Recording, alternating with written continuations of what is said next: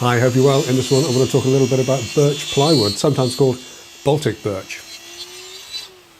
As I'm sure you know, birch ply is a versatile man-made board that's commonly used in cabinet making and furniture construction. It's also got the rare distinction of being able to unite architects and shop fitters, interior designers, one-man maker installers, as well as weekend woodwork enthusiasts, and yes, YouTubers too, because we all love a bit of birch ply because, well, it looks fantastic, and until recently it was one of the best value and most accessible quality furniture boards around. Now that's all changed, of course, and clearly there's a supply and demand thing going on here, with no raw material coming in from Russia for obvious reasons, and the other manufacturers in other countries like Finland and Latvia unable to keep up with the demand. Prices are only going to rise. Before this madness I was paying around £60 for a sheet of 18mm or 3/4 inch birch ply, and I'm currently being quoted £210 for the same board, almost 4 times as much, but with no delivery dates available at all.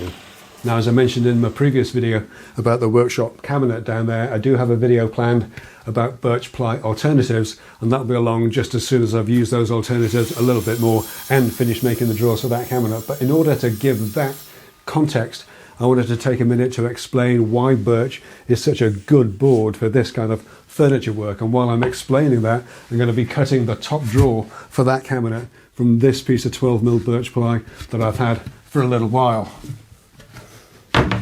And just in case you don't know, plywood is a manufactured sheet material made from thin layers or plies of natural timber glued together under pressure, with the alternative layers having the grain of the timber rotated through 90 degrees perpendicular to each other, so the edges show end grain, then edge grain, end grain, and so on, giving plywood edges that instantly recognizable stripy visual effect. These core layers are then covered in an outer or face veneer, often of a different or more finished material to the cores, and frequently much thinner too. How many layers there are in the core and what the face veneers and their thicknesses are depends on the quality of the board and its intended use. And like all man-made boards, any reputable manufacturer will have a specification sheet available detailing the standards that it was made to. Incidentally, if you're interested in the history of plywood and its uses, then I can highly recommend this book, Plywood, A Material Story, published in association with the Victoria and Albert Museum here in London and written by Christopher Wilk, head of furniture at the V&A. I'll link it up in the description down below. Bottom line, plywood is actually much older than you might think. So this alternating grain construction makes plywood an extremely versatile material, generally strong and resistant to warping, twisting and cupping, and a material that's been used to make a huge range of industrial products, from aircraft, boats and cars to architectural interiors and furniture.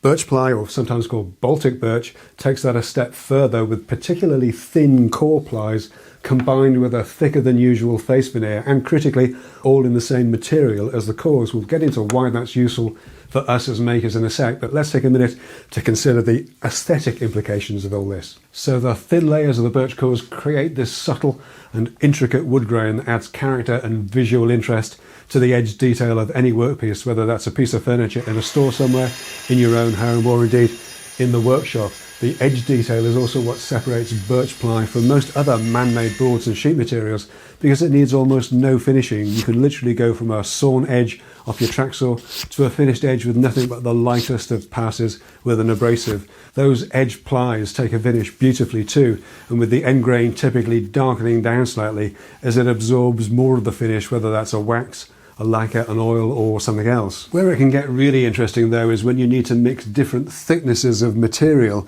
in the same workpiece or project. Because the cores of birch ply are always of a similar thickness, typically around 1.5mm, about a 1/16 of an inch or so, you can mix thicknesses of birch ply without the edges looking out of whack with each other. So this 12mm birch ply that I'm using for the top drawer box has 7 core veneers. The 6mm has 3 and the 18mm has 11. As I mentioned earlier too, the face veneers are thicker at around 1.2mm. In fact, the difference between the face veneers and the cores in birch ply is probably about the same as the thickness of the face veneers themselves.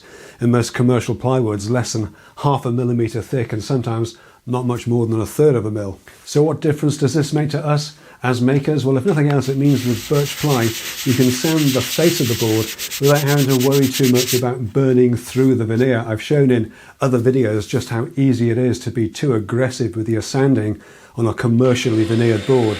And once you've punched through that veneer, there's really nothing you can do about it. With birch ply, it's the same material throughout, so even if you do get a little heavy-handed on edge, say on something like this handle cut out on this drawer, where it would be very easy and no bad thing, to be perfectly honest, to have a little bit of a round over on that from a touchy-feely point of view, at least because it's the same material throughout. You're simply exposing birch cores, not some other random material.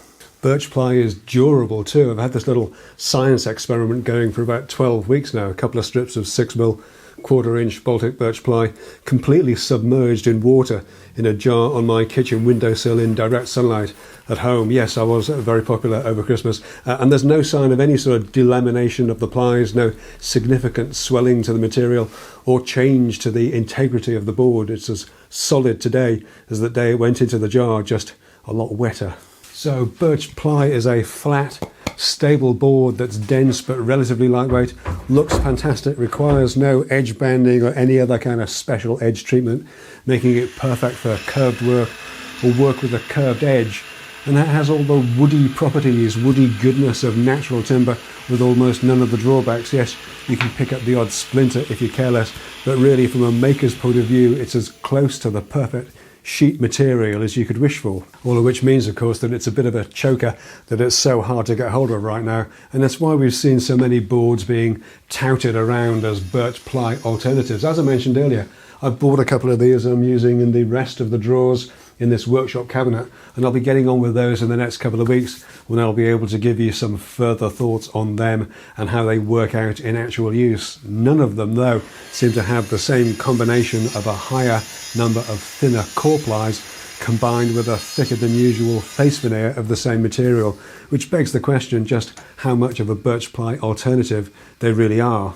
Fingers crossed I'll know the answer to that in a week or two, so stay tuned for that one, but I'll call this one done for now. Thanks so much for taking a look. If you want to hear some of my initial thoughts on the birch ply alternatives that I've been looking at, be sure to join us over at 10 Minute Workshop Plus. Plus is my new members area at 10minuteworkshop.com. There are more details there, or you can sign up directly at 10minuteworkshop.plus. But that's all for now. Thanks again for stopping by, and I'll see you again soon.